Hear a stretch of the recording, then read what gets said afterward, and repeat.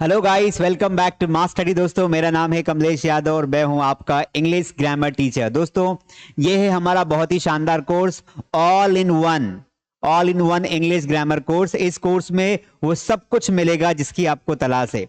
दोस्तों, जब भी हम इंग्लिश ग्रामर पढ़ते हैं तो हमारी चिंता रहती है कि क्या मैं जो पढ़ रहा हूं उसमें से एग्जाम में कुछ आएगा, क्या वो मेरी हेल्प करेगा।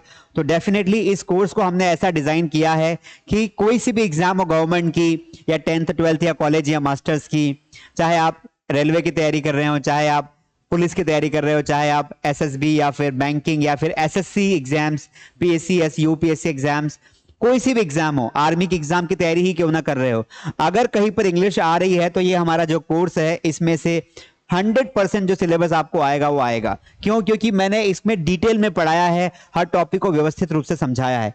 दूसरी अगर मैं बात करूं तो अभी तक हमने जो है प्रिपोजिशन पढ़ लिए हैं। आज हम प्रिपोजिशन का तीसरा लेक्चर कवर कर रहे हैं, आई थिंक तीसरा ही होगा ये। तो प्रिपोजिशन हम पढ़ने नहीं, सेकंड लेक्चर है प्रेपोजिशन। आज हम क्या पढ़ने वाले हैं? आज हम पढ़ने वाले हैं प्रेपोजिशन। क्या पढ़ने वाले हैं दोस्तों? प्रेपोजिशन हम लोग पढ़ने वाले हैं। और प्रेपोजिशन में पिछली क्लास में हमने क्या क्या पढ़ा था? हमने ऑन पढ़ा था, एट पढ़ा था, इन पढ़ा था और इनटू पढ़ा था। इन चारों को हमने डिटेल में पढ़ा था।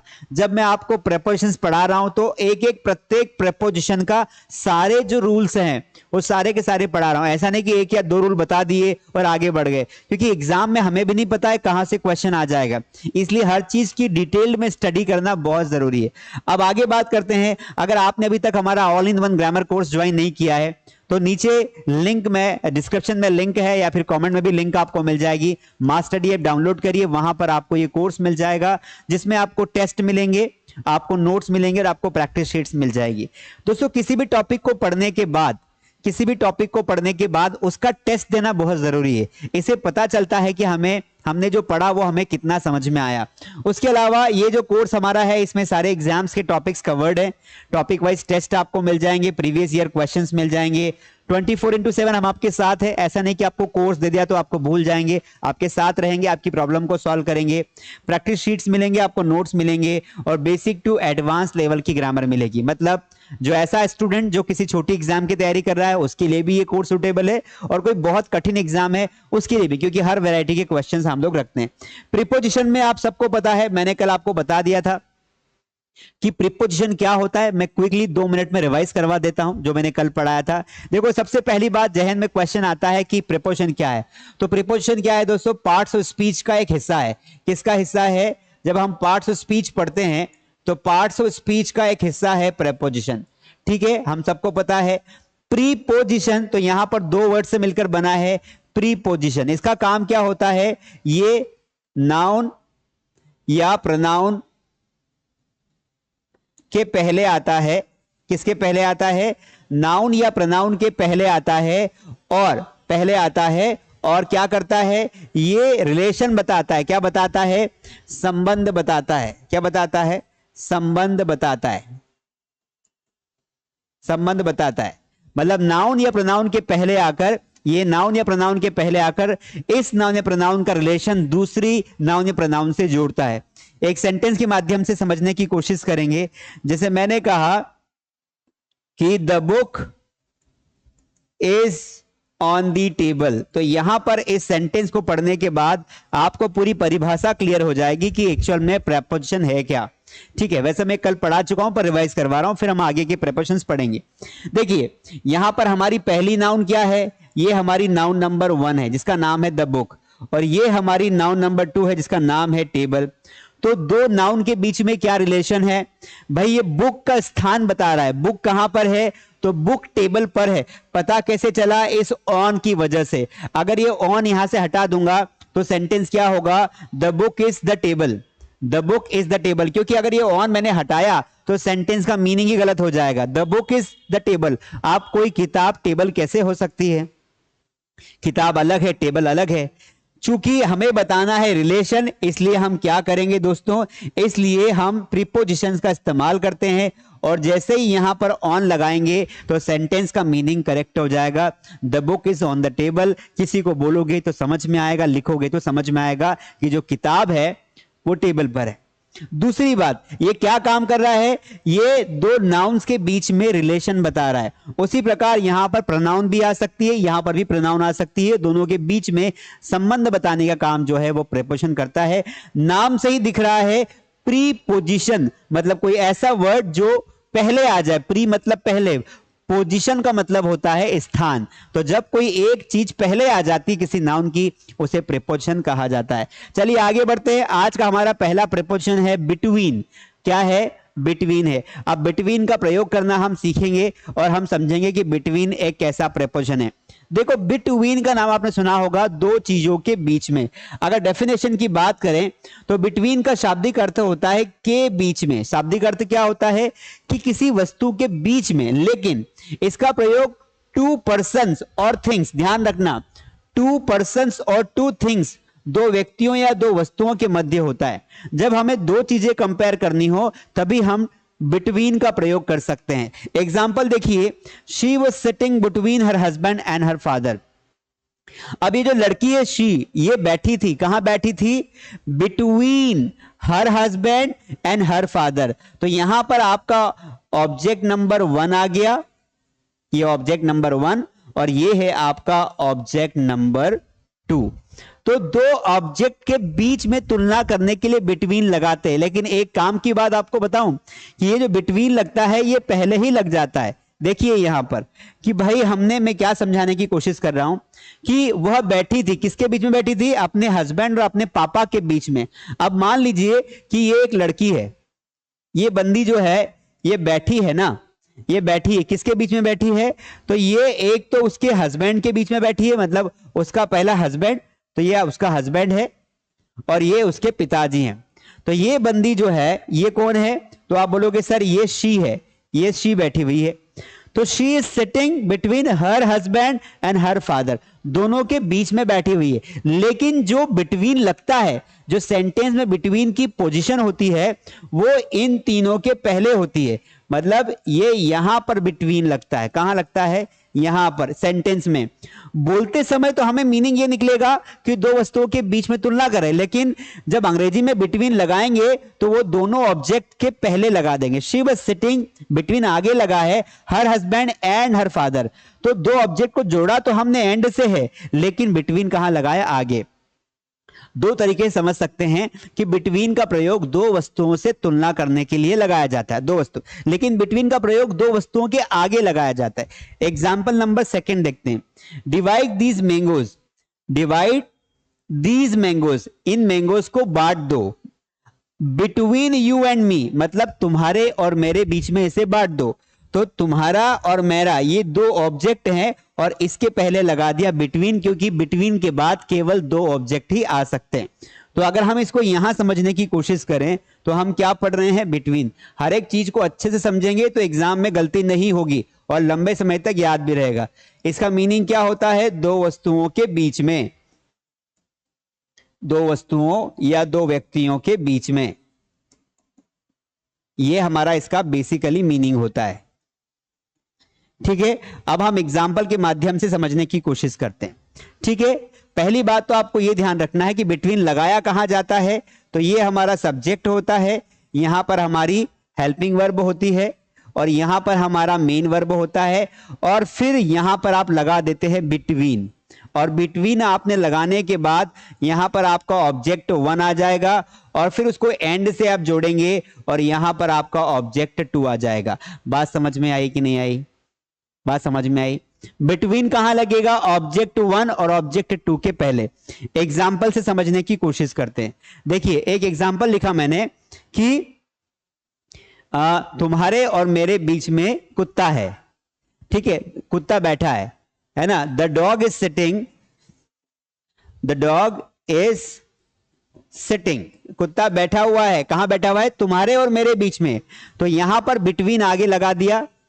अब बिटवीन के बाद दो ऑब्जेक्ट आएंगे, बिटवीन यू एंड मी, समझ में आया।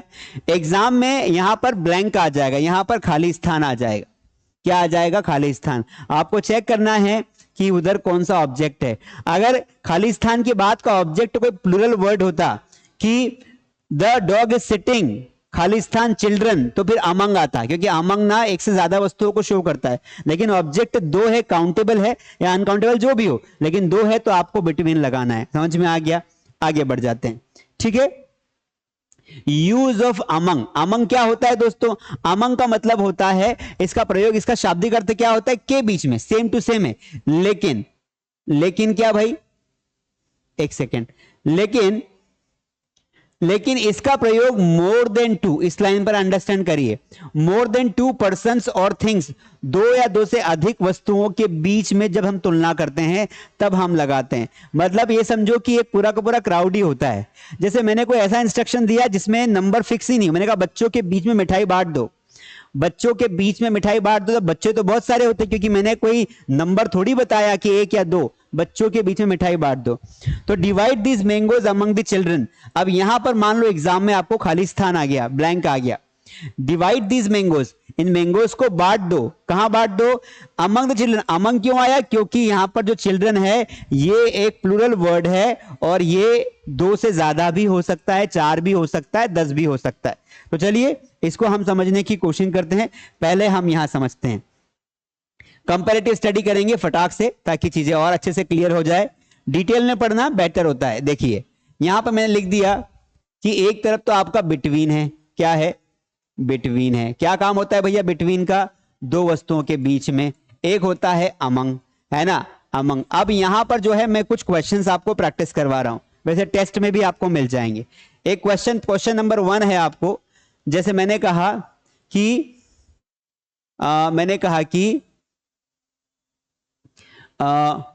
Distribute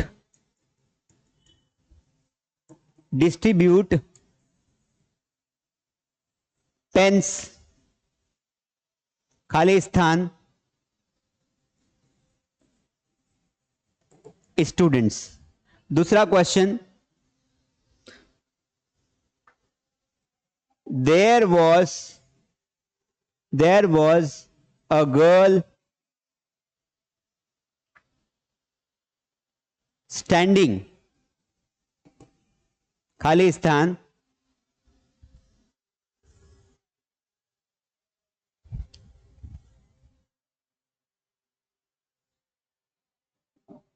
river and forest.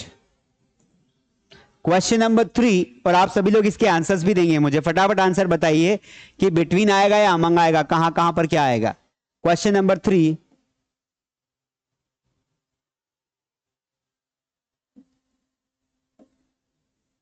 he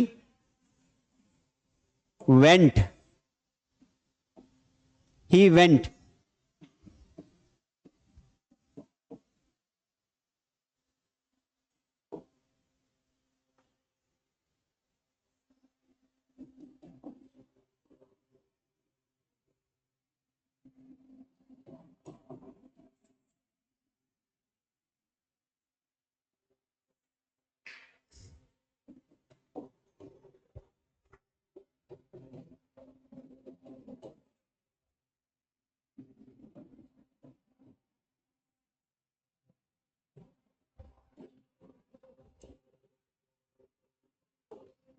चलिए, so guys I have return here 4 questions and आप सभी लोगों को इन 4 क्वेश्चंस के ब्लैंक में एक राइट प्रेपोजिशन लगाना है। तो आपको यह पता होना चाहिए कि भाई ऑब्जेक्ट को देखकर हम प्रेपोजिशन लगाएंगे। पहला क्वेश्चन है डिस्ट्रीब्यूट पेन्स, पेन्स को बांट दो, किसके बीच में बांटना है? स्टूडेंट्स के बीच में बांट दो। अब क्या स्टूडेंट्स दो है क्या? नहीं, कंफर्म नहीं है, बहुत ज्यादा भी हो सकते हैं, तो यहां पर आपका आंसर आएगा अमंग। क्या आएगा? अमंग।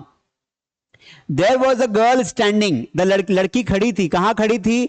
रिवर एंड फॉरेस्ट के बीच में। यहां देखिए लड़की खड़ी थी रिवर एंड फॉरेस्ट के बीच में, तो यहां पर एक रिवर है, एक फॉरेस्ट है, दो ऑब्जेक्ट है।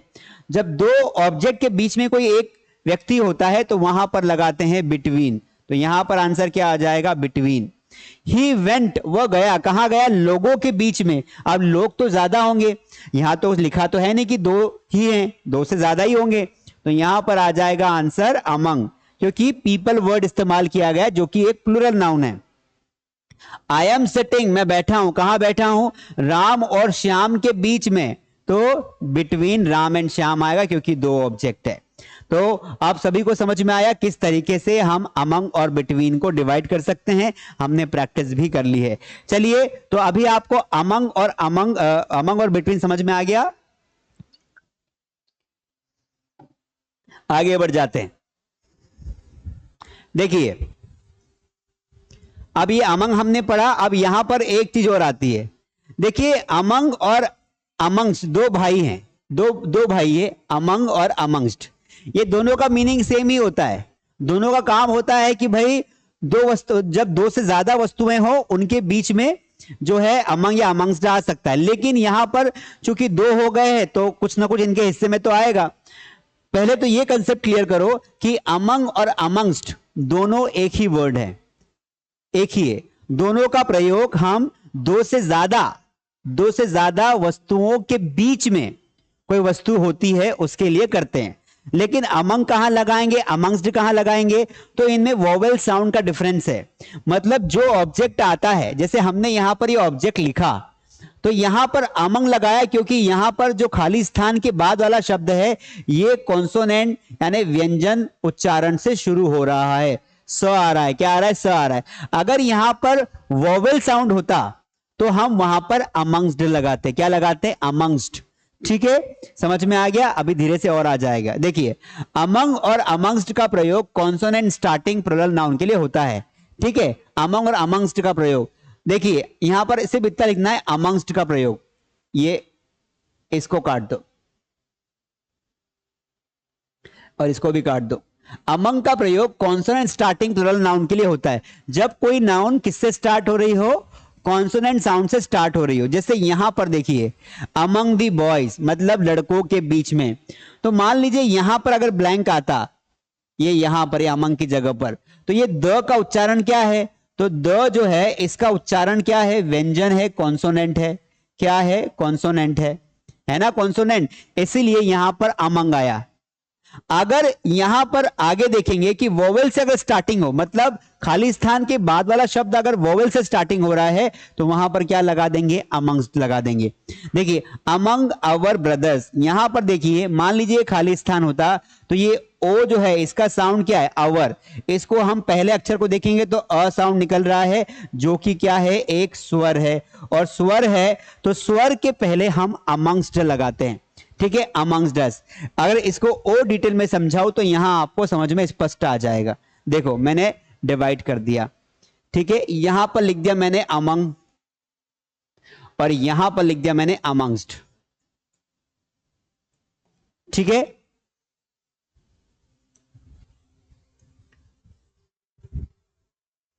आगे बात करते हैं। यह कब आता है, कॉन्सोनेंट साउंड के पहले, कॉन्सोनेंट साउंड के पहले। और ये कब आता है, वोवेल साउंड के पहले।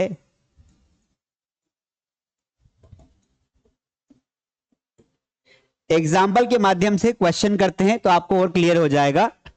देखिए, जैसे एक सेंटेंस लिखा मैंने कि डिवाइड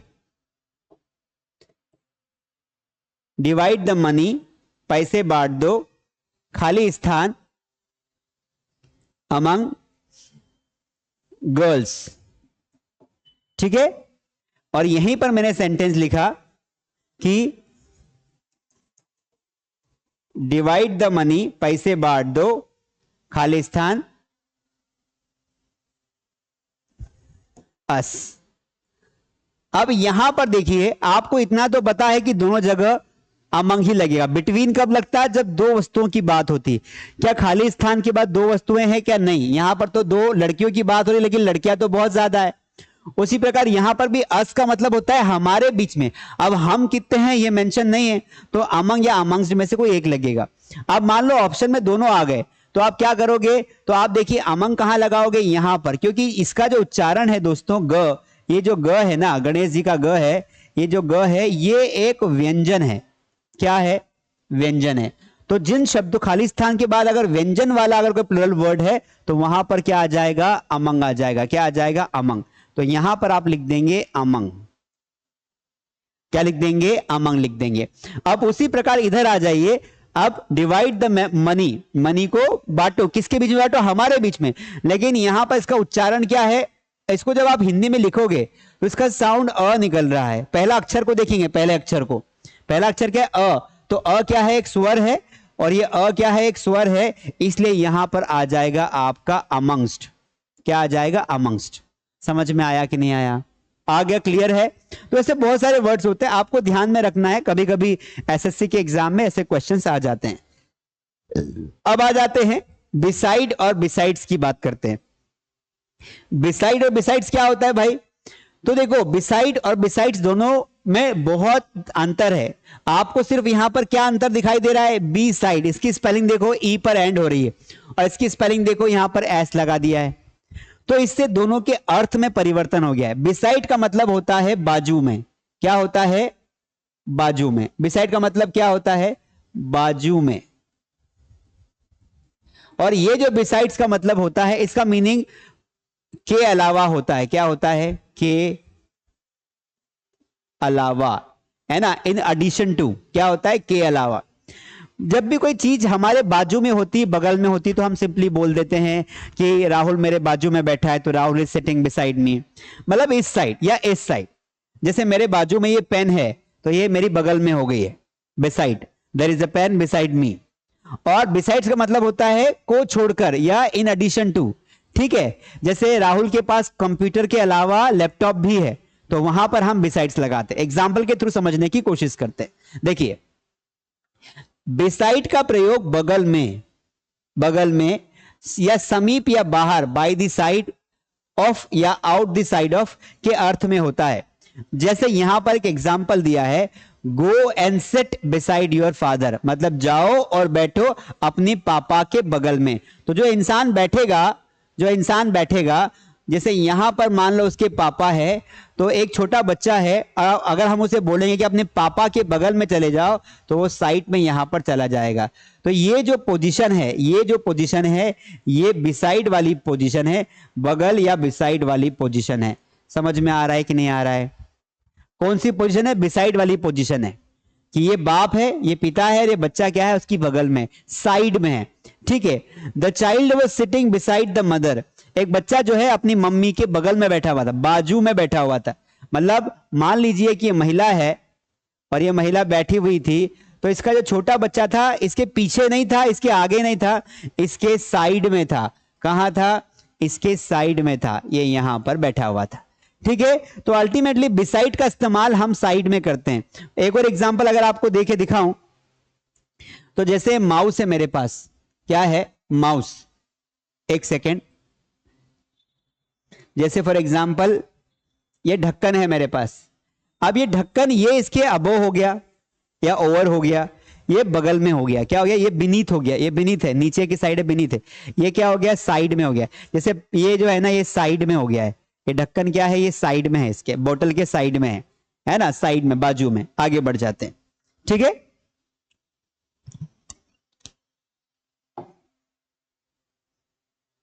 अब देखिए, जबकि बिसाइड्स का मतलब क्या होता है, बिसाइड्स का मतलब के अतिरिक्त, के अलावा होता है। जैसे कोई एक्स्ट्रा चीज हमारे पास होती है, besides Urdu I know English and Hindi, मतलब उर्दू के अलावा मुझे हिंदी और इंग्लिश भी आती है।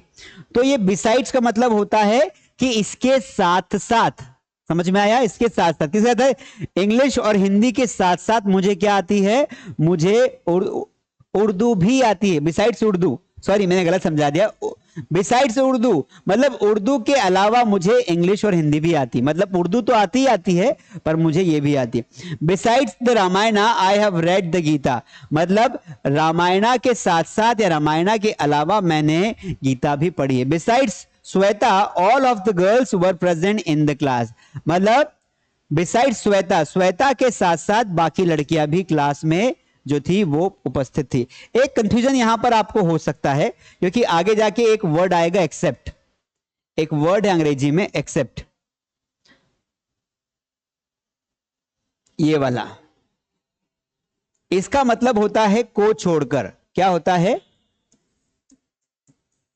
को छोड़कर, तो कंफ्यूज नहीं होना है। और एक होता है आपका बिसाइड्स, इसका मतलब होता है के अलावा। दोनों में देखो ध्यान से सोचोगे ना तो दोनों में डिफरेंस है, के अलावा। मतलब इसमें क्या होता है, इसमें साथ साथ वाली फीलिंग आती है, साथ साथ वाली फीलिंग आती है, और इसमें एक व्यक्ति बिछड़ जाता है, छोड़ देता है। ठीक है, जैसे मैंने कहा कि except me everybody is going to picnic, everybody is going to picnic.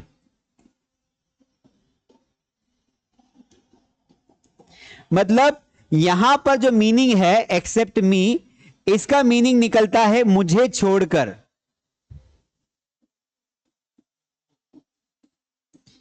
क्या मीनिंग निकल रहा है, मुझे छोड़कर। और यहां पर छोड़ेंगे ना, यहां पर साथ साथ रहेंगे। यहां पर एग्जाम्पल क्या आएगा कि बिसाइड्स मी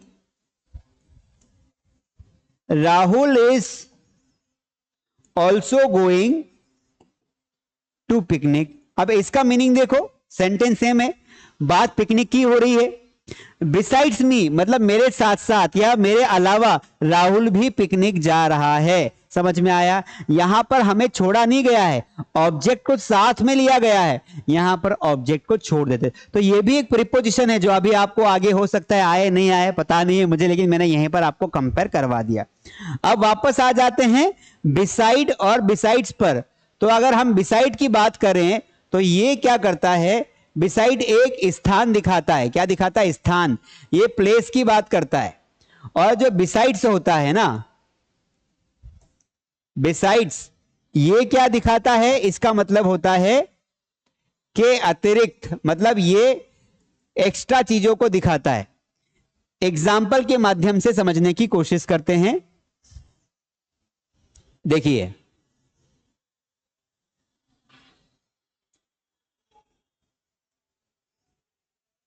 इसमें क्या होता है, बिसाइड में इसमें स्थान की बात होगी। जैसे my enemy is sitting beside me, मेरा जो शत्रु है वो मेरे बगल में बैठा है। तो इसकी पहचान क्या होगी, क्या पहचान होगी एग्जाम में बिसाइड की, कि इसमें ऐसे वर्ड इस्तेमाल होंगे जो पोजीशन से रिलेटेड वर्ड होंगे। बैठना, खड़े रहना, है ना, सोए रहना, ये ऐसे वर्ड आएंगे एग्जाम में। और यहां पर क्या होगा, यहां पर जो वर्ड आएंगे इसमें पहले आगे ही इस्तेमाल हो जाएगा। जैसे besides you I am also hungry, मतलब तुम्हारे अलावा मैं भी भूखा हूं। तुम्हारे अलावा क्या है, मैं भी भूखा हूं। Besides you I am also hungry. तो यहां पर जब आप ब्लैंक भरेंगे ना, कोई क्वेश्चन आएगा तो पोजीशन वाले वर्ड्स आएंगे, स्थान वाले, और यहां पर आगे ही इसका इस्तेमाल हो जाएगा। बिसाइड्स दिस बुक, इस पेन के अलावा मेरे पास, पता है ये इलेक्ट्रॉनिक पेन है, इस पेन के अलावा मेरे पास नॉर्मल पेन भी है। ये देखो नॉर्मल पेन भी है। तो besides this pen I have also this pen. समझ में आया? साथ साथ। चलिए आगे बढ़ जाते हैं, यहां पर आ जाते हैं। देखिए एग्जाम्पल्स मैंने आपको बता ही दिए थे। अब वापस आ जाते हैं, अगला प्रेपोजिशन देखते हैं, अबो। अबो का मतलब क्या होता है, ऊपर। क्या होता है? ऊपर। लेकिन हिंदी मीनिंग पे नहीं जाना है, जब तक चीजों को समझोगे नहीं, प्रैक्टिकली एक्सपीरियंस नहीं करोगे, तब तक नहीं आएगा। हिंदी मीनिंग से काम नहीं चलने वाला है, स्पोकन थोड़ी पढ़ रहे हैं। स्पोकन से याद आया, अगर आप हमारी ऑनलाइन क्लासेस ज्वाइन करना चाहते हैं, अंग्रेजी बोलना चाहते हैं, तो आप हमारे ऑनलाइन कोर्सेज ज्वाइन कर सकते हैं। बहुत बढ़िया बढ़िया कोर्सेज हमारे हैं। और मजे की बात यह है कि हजारों लोग, अभी तो लाखों लोगों ने ज्वाइन किया है। ठीक है, तो अभी तक 50,000 से ज्यादा लोग हमारा कोर्स ज्वाइन करके इंग्लिश बोलना सीख चुके हैं। इसमें 3 प्रकार की क्लासेस होती है। एक होती है बेसिक सिखाने वाली क्लासेस, एक होती है प्रैक्टिस वाली, और एक होती है पर्सनल क्लासेस। और आपके काम की बात है, अगर आपने अभी तक वोकैबुलरी बैच ज्वाइन नहीं की है तो वोकैबुलरी बैच शाम को चल रही है 5 से 6, आप ज्वाइन कर लो उस प्राइम वोकैबुलरी बैच में। आपको रूट वर्ड्स, एंटोनिम, सिनोनिम, समानार्थी शब्द, विलोम शब्द, फ्रेजेस आते हैं ना, एग्जाम में फ्रेजेस आती है, इडियम्स आती है, वन वर्ड आते हैं, तो जितने भी शब्दावली होती सारी 2 महीने में आपको ट्रेन कर देंगे, फिर किसी भी एग्जाम को तुम फोड़ के रख दोगे, और अंग्रेजी बोलते तो आई जाएगी। तो अगर आपको अभी तक आपने वोकेबलरी बैच नहीं ज्वाइन की है तो देखो ये है हमारी प्राइम वोकेबलरी बैच, है ना। 2 महीने की ड्यूरेशन है, 5000 से ज्यादा वर्ड आपको सिखा देंगे, प्रैक्टिस शीट भी देंगे और आपको idiom, phrases, 1 word PDF note सारा कुछ मिलने वाला है। तो जरूर से ज्वाइन करें। और इंग्लिश बोलना हो तो ये हमारे 2 कोर्स है, पूरे दुनिया भर में फेमस है, इंडिया ही नहीं बाहर के लोग भी पढ़ते हैं। तो और बड़ी बड़ी सेलिब्रिटीज जो इंडियन क्रिकेटर्स हैं वो भी हमारे कोर्सेस में ज्वाइन हो चुके हैं, वो भी हमसे ट्रेनिंग ले रहे हैं।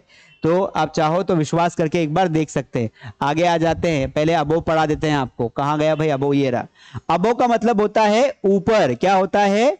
ऊपर। क्या ऊपर भाई?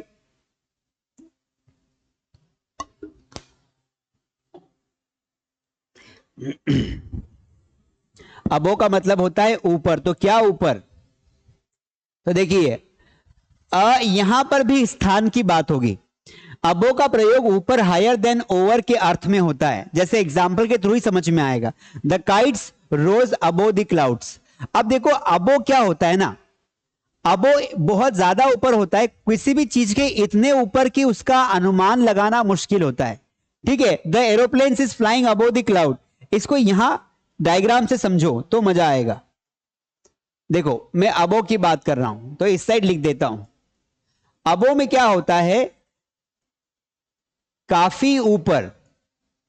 इसमें क्या होता है? अनुमान लगाना मुश्किल होता है। अनुमान लगाना क्या होता है?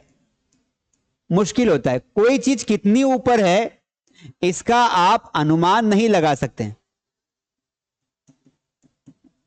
भाई मैंने कहा the aeroplane is flying above the clouds. आप देखिए एरोप्लेन जो है ना, मैं एग्जांपल पहले यहां पे लिख देता हूं। The aeroplane is the aeroplane is flying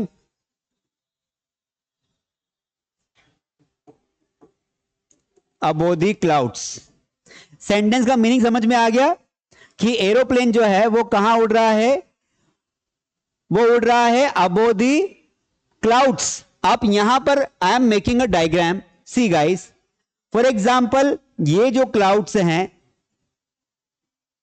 है ना, ये जो क्लाउड्स हैं इसके ऊपर क्या उड़ रहा है?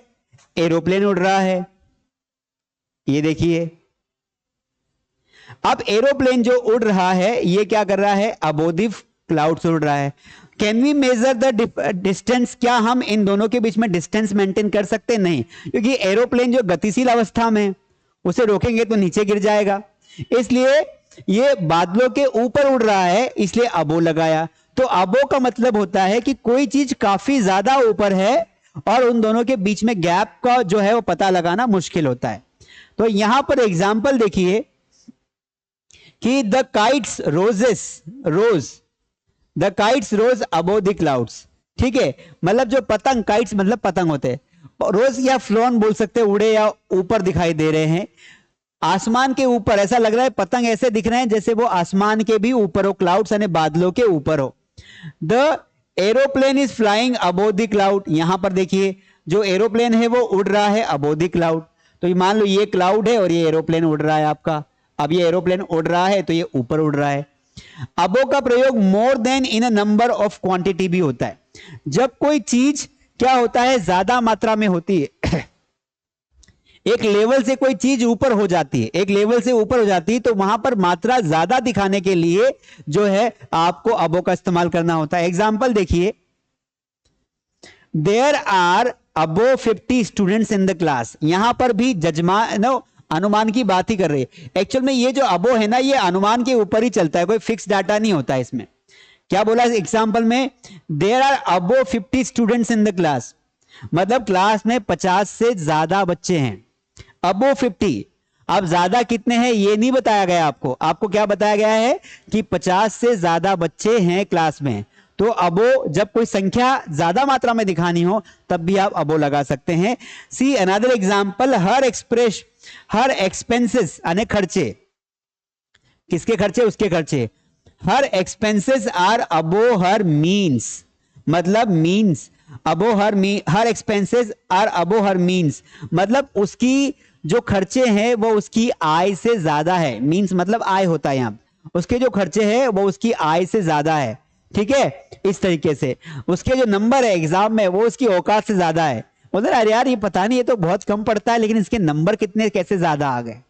तो दो कारण हो सकते हैं, या तो उसकी पहचान है टीचर से, या फिर वो मेहनती है ना। तो टीचर से पहचान हम ये लेके नहीं चलते, हम मान लेते हैं कि वो मेहनती है। तो जब भी किसी के नंबर ज्यादा है तो टेंशन नहीं लेना, ये पता करना कि वो पढ़ाई कैसे करता है, क्योंकि कभी कभी टेक्निक्स का बहुत फर्क पड़ जाता है। कुछ लोग ऐसे होते हैं जो दिन रात मेहनत करते हैं फिर भी नंबर कम आते हैं, और कुछ लोग ऐसे होते हैं जो कम पढ़ाई करते हैं फिर भी नंबर ज्यादा आते हैं। उनमें से मैं भी एक ही हूँ। मैंने भी गवर्नमेंट एग्जाम्स क्वालिफाई की है, अभी भी मैं गवर्नमेंट एम्प्लॉय हूँ, बताऊंगा नहीं कहाँ पर हूँ, लेकिन मैं अभी भी गवर्नमेंट, मैंने बैंकिंग एग्जाम्स क्वालिफाई की है, IBPS twice I have qualified, RRB और ये भी क्वालिफाई की है। इसके अलावा मध्य प्रदेश पुलिस के एग्जाम्स भी मैंने क्वालिफाई की है। अभी टीचिंग में ग्रेड 1 मैंने क्वालिफाई की है, ग्रेड 2 मैंने क्वालिफाई की है। तो काफ़ी एग्जाम्स क्वालिफाई की है, उनमें से मैं कोई एक जॉब कर रहा हूँ, आप पता लगा लेना मैं कौन सी जॉब कर रहा हूँ। तो मैंने गवर्नमेंट एग्जाम्स बहुत दिए, एक लंबे समय तक मैंने गवर्नमेंट एग्जाम्स में अपना टाइम बिताया है, तो मुझे पता चल गया है कि एक्चुअल में गवर्नमेंट एग्जाम्स में इंग्लिश के पेपर को कैसे क्वालिफाई किया जाता है। तो कम टाइम में पढ़कर, सिस्टमेटिक पढ़कर मैंने जो है एग्जाम्स क्वालिफाई की। और ऐसे बहुत हजारों लोग होंगे जिनके अपने अपने एक्सपीरियंस होते हैं, हर व्यक्ति की अपनी टेक्निक होती है, कोई प्रॉपर टेक्निक नहीं होती, लेकिन कुछ कुछ चीजें कॉमन होती है जिनको आप फॉलो कर सकते हैं, और जिन्होंने एग्जाम्स क्वालिफाई किए उससे सीख सकते हैं, सीखना बहुत जरूरी है। चलिए, तो हर एक्सपेंसेस और अबो हर मींस उसका जो खर्चे हैं वो ज्यादा है। तो दो नियम देख लिए, एक तो ऊपरी स्थान, जब कोई चीज एक लिमिट से ज्यादा ऊपर हो तो वहां पर अबो लगाते हैं। दूसरा, अबो का प्रयोग कोई संख्या या मात्रा ज्यादा दिखाने के लिए भी करते हैं। आगे देखिए, अबो का प्रयोग सुपीरियर टू के अर्थ में होता है। ये वाला एग्जाम्पल छोड़ दीजिए, ये काम का नहीं है, दिस इज नॉट यूजफुल, छोड़ दीजिए इसे। अबो का प्रयोग लेवल बताने के लिए होता है। जी हाँ, जब कोई किसी पानी का लेवल आपको बताना हो, है ना, पानी का लेवल आपको बताना हो, माउंटेन का लेवल आपको बताना हो, तो वहां पर लेवल बताने से, आप कई माउंटेन पर चढ़ेंगे ना तो वहां पर लिखा है कि अबो सी लेवल। जैसे Mount Everest is 8,850 metres above the sea level, है ना। आपने कई बार ये डायलॉग देखा होगा। जब आप लद्दाख जाएंगे, तो जो पहाड़ होते हैं, मैं इसको यहां दिखा देता हूं, जो पहाड़ होते हैं, मान लीजिए ये पहाड़ है ना, तो इसको जो हम मापेंगे कि ये पहाड़ कितना ऊंचा है, तो इसकी ऊंचाई ना सी लेवल से मापी जाएगी। कैसे मापी जाएगी? इसकी ऊंचाई सी लेवल से मापी जाएगी, सी लेवल से। तो सी लेवल से कितना है? तो 8,850 मीटर्स अबो दी सी लेवल, अबो दी सी लेवल। तो जब कोई चीज, इसी प्रकार पानी की मात्रा भी दिखाई जाएगी। जैसे कई बार पानी की मात्रा एक लेवल से ज्यादा हो जाती है, तो वहां पर भी आपको ध्यान रखना होता है, अबो का ही इस्तेमाल होता है। जैसे the water level of Ganga, of the Ganga आएगा, of the Ganga is above the danger line, above the danger line. समझ में आया? मतलब जो वाटर लेवल है गंगा का, वो जो एक लेवल बना हुआ था, रेखा बनी हुई थी, उससे ऊपर हो गया है। तो मैंने कहा ना कि पानी की मात्रा दिखानी हो, पहाड़ों की मात्रा दिखानी हो, कोई चीज ऊपर हो जाती है, वहां पर आपको अबो लगाना है। अगर एग्जाम में खाली स्थान यहां पर आ जाता और आपके पास ऑप्शंस होते तो आपको ओवर नहीं लगाना है, अबो लगाना है। समझ में आ गया? ओवर अलग मैटर होता है। चलिए वापस आ जाते हैं, ये एग्जांपल्स मैंने आपको समझा दिया, तीसरा छोड़ देना, ये काम का नहीं है, मिस प्रिंट है। आगे आ जाते हैं। अब देखिए यूज ऑफ ओवर। ओवर का मतलब तो होता है मात्रा से ज्यादा। तो दो प्रकार से बताऊंगा, बाकी ओवर बड़ा ही अच्छा है क्योंकि मात्रा से ज्यादा के लिए भी हम ओवर का इस्तेमाल करते हैं। अब देखिए यहां पर ओवर का इस्तेमाल देखते हैं। ओवर का प्रयोग ऊपर स्पर्श करते हुए के अर्थ में होता है। कोई चीज ऐसी है, इसको शुद्ध भाषा में समझो, कि कोई चीज मेरे ऊपर है और वो मैं उस चीज से ढका हुआ हूं। कोई चीज या तो मेरे ऊपर है और मैं उससे ढका हुआ हूं, तो वहां पर ओवर आता है। अब वो मतलब ऊंचाई वाला मामला, टच वाला मामला नहीं रहता है। Please spread the cloth over the table. अब भाई देखिए ये टेबल है, अब इसके ऊपर मुझे ब्लैंकेट लगाना है, मतलब टेबल क्लॉथ लगाना है। तो जब मैं इसके ऊपर टेबल क्लॉथ लगाऊंगा तो नीचे की वस्तु ढक जाएगी, तो इसलिए जब मैं इस पे ऐसे टेबल क्लॉथ लगाऊंगा तो ये हो जाएगा स्प्रेड ओवर। तो इसीलिए यहां पर बोला गया प्लीज स्प्रेड, यानी फैला दो, कृपया फैला दो। क्या फैला दो? क्लॉथ, कपड़ा फैला दो। किसके ऊपर? टेबल के ऊपर। तो कपड़े को टेबल के ऊपर फैला दो। तो कपड़ा बड़ा हो गया, टेबल छोटी हो गई, इसलिए ओवर हो गया। ठीक है, ओवर का प्रयोग स्पर्श नहीं करता हुआ के अर्थ में भी होता है।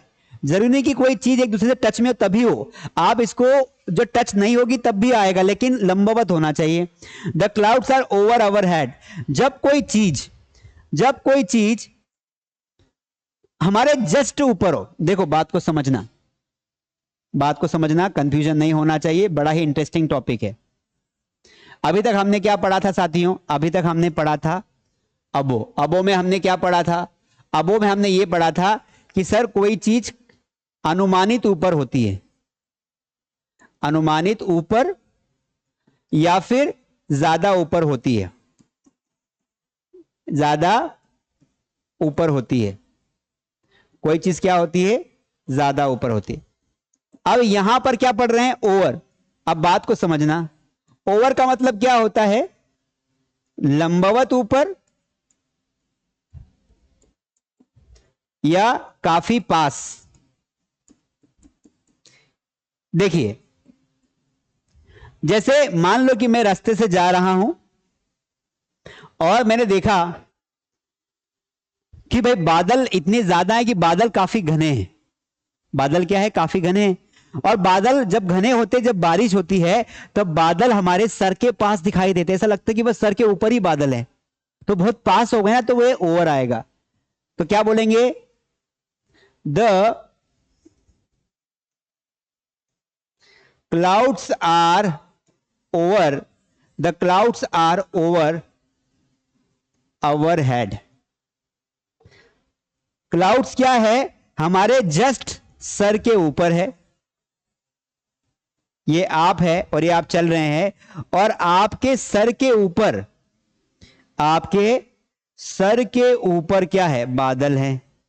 ये देखो घने बादल हैं, आपके सर के जस्ट ऊपर बादल हैं। तो ये पोजीशन आपकी कहलाएगी, ये पोजीशन आपकी क्या कहलाएगी? ये पोजीशन आपकी कहलाएगी ओवर वाली। क्या कहलाएगी? ओवर वाली कहलाएगी। कि the clouds are over my head, the clouds are over my head. Cloud जो है वो मेरे सर के ऊपर है। ओवर लिख दिया तो ओवर ठीक है, यहां ओवर आना चाहिए, माई लिख देते हैं, ओवर माई हेड। बादल क्या है? मेरे सर के जस्ट ऊपर है। तो कोई चीज मेरे सर के जस्ट ऊपर है, जैसे अभी सर के ऊपर लाइट लगी हुई है, तो tubelights are just over my head. समझ में आया कि नहीं आया? कोई चीज जस्ट, और ओवर अबो मतलब बहुत ऊपर। जजमेंट नहीं लगा सकते, अनुमान नहीं लगा सकते। चलिए आगे बात करते हैं, वापस आ जाते हैं यहां पर एग्जांपल्स। देखिए the clouds are over our heads, the plane is flying over the town. जो प्लेन है ना, जो एरोप्लेन है वो फ्लाई कर रहा है टाउन। अब टाउन के ऊपर से फ्लाई कर रहा है, बादलों के ऊपर की जजमेंट नहीं लगा सकते, लेकिन टाउन के ऊपर मतलब गांव के ऊपर से उड़ रहा है। तो गांव के मान लो कि जहां एयरपोर्ट होता है, जहां जो एयरपोर्ट होता है उसके पास के जो घर होते हैं वो तो आराम से रोज देखते हैं, 10-12 बार दिन में देखते हैं कि प्लेन आ रहा है, जा रहा है, आ रहा है, जा रहा है। उनके घर के ऊपर से ही निकलता है, तो पास में ही ना, क्योंकि अचानक से तो सीधा तो ऊपर नहीं उड़ सकता है प्लेन।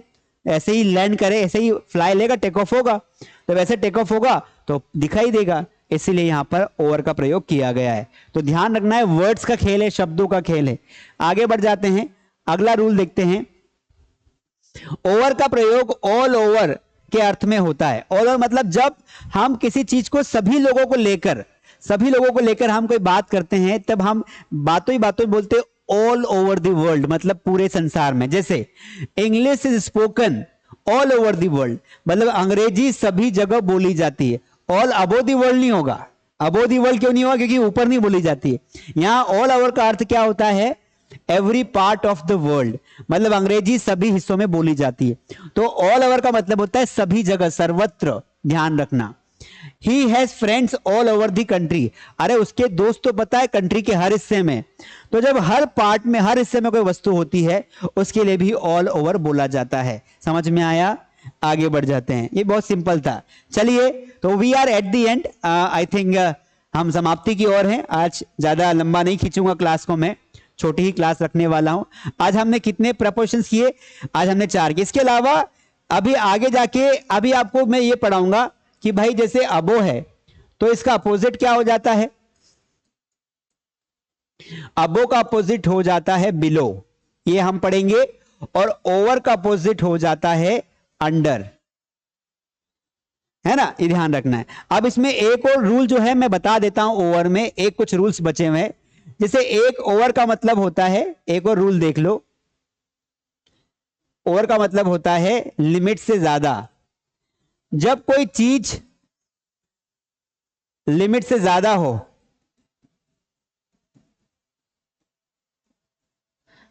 तब भी हम ओवर का प्रयोग करते हैं।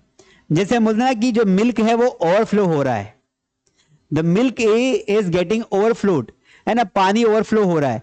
तो जब कोई चीज लिमिट से ज्यादा होती है वहां पर भी हम क्या लगाते हैं? ओवरफ्लो लगाते हैं। जैसे the water is overflowing, limit से ज्यादा। कोई व्यक्ति और स्मार्ट बनता है, don't be over smart, don't be over smart, ये भी आपने सुना होगा।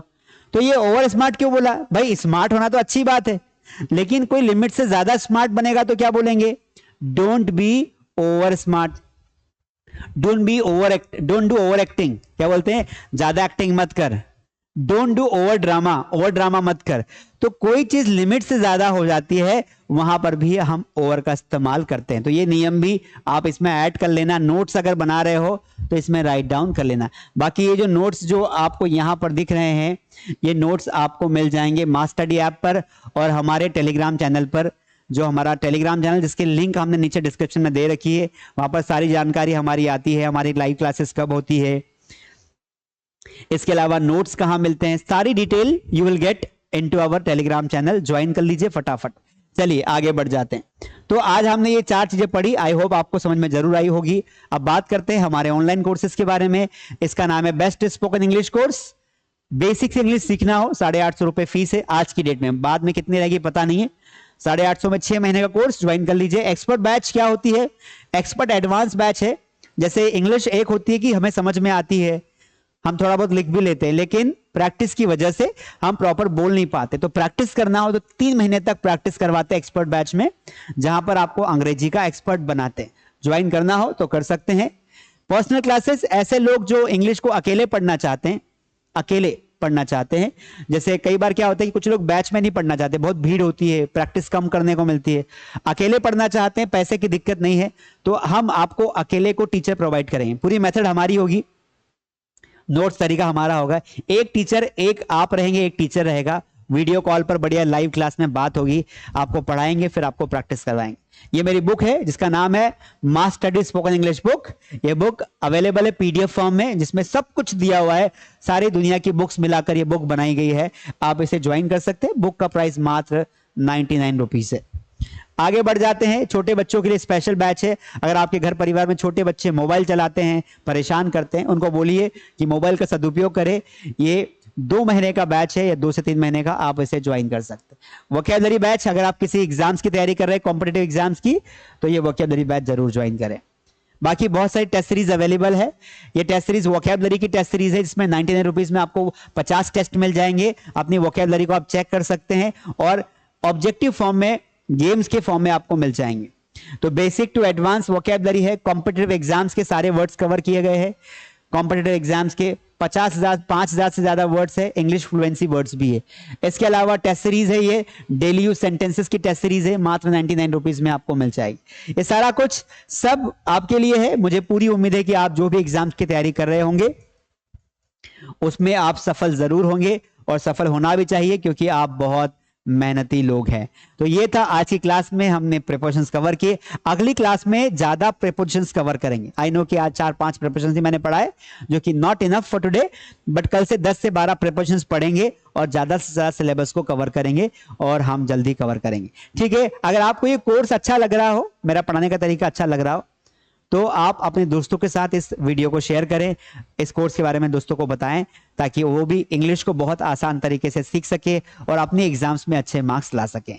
बाकी और भी मुझसे बात करनी हो तो इंस्टाग्राम पे आप मुझे फॉलो कर सकते हैं। मेरी फर्जी आईडीज भी कुछ लोगों ने बना रखी है, लेकिन जहां पर मेरी बहुत ज्यादा फोटोज हो, पुरानी फोटोज भी देख लेना, वहीं पर मुझे फॉलो करना, उसकी लिंक डिस्क्रिप्शन में दे रखी है। चलिए मिलते हैं अगली क्लास में सेम टाइम पर। Thank you so much, see you tomorrow.